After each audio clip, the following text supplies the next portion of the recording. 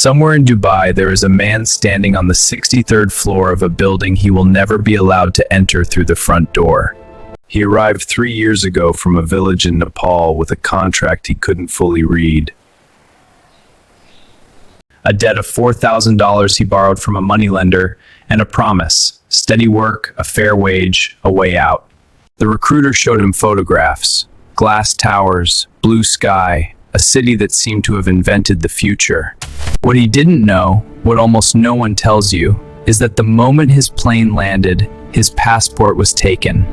Dubai is sold to us as the city that made the impossible real, a metropolis built from desert sand in less than 50 years. A tax-free paradise where ambition has no ceiling. And by almost every metric, that story is true. The towers are real, the wealth is real, the spectacle is real.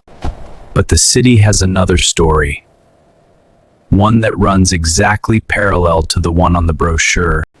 A hand that almost never surfaces because the people living it are legally prevented from speaking. An estimated 2.5 million migrant workers live inside the United Arab Emirates. They make up nearly 90% of Dubai's total workforce. They pour the concrete, wire the buildings, clean the hotels, and plate the food.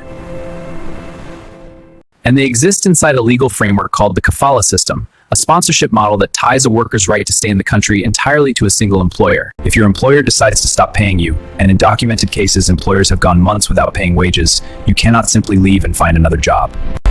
You need your sponsor's permission to switch employers. You need their permission to leave the country. Without it, any attempt to walk away makes you, legally, a criminal. There is a term for what happens next. It's called absconding. And it carries the threat of detention and deportation. Workers have described living 12 to a room in labor camps on the edges of the city, waking before sunrise, bus to sites in the heat, returned after dark. The man in those photographs is not in the brochures. He is not in the tourism videos. He exists in a kind of legal shadow, present everywhere, visible nowhere, with no real path to citizenship, no right of permanent residency, and a contract that was often different from what he was shown at home. The UAE has announced reforms. In 2021, they made changes to the Kafala system, allowing some workers to switch jobs without employer consent. Human rights organizations welcomed the language and questioned the enforcement. Because here's the thing about a city built on image: the gap between what a system says it does and what it actually does tends to fall on the people least able to document it. And the man on the 63rd floor, he doesn't file reports. He doesn't give interviews.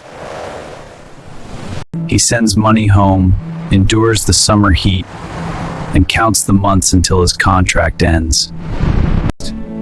He helped build one of the most recognizable skylines on Earth. He will never appear in a single photograph of it. That is Dubai's other miracle. Not that it built a city so fast, but that it convinced the world the city built itself. He sends money home, he endures, he counts the months, and the city he built shines on behind him. Indifferent, luminous, and completely unbothered by the truth of how it came to be. He helped build one of the most recognizable skylines on Earth. He will never appear in a single photograph of it. That is Dubai's other miracle. Not that it built a city so fast, but that it convinced the world the city built itself.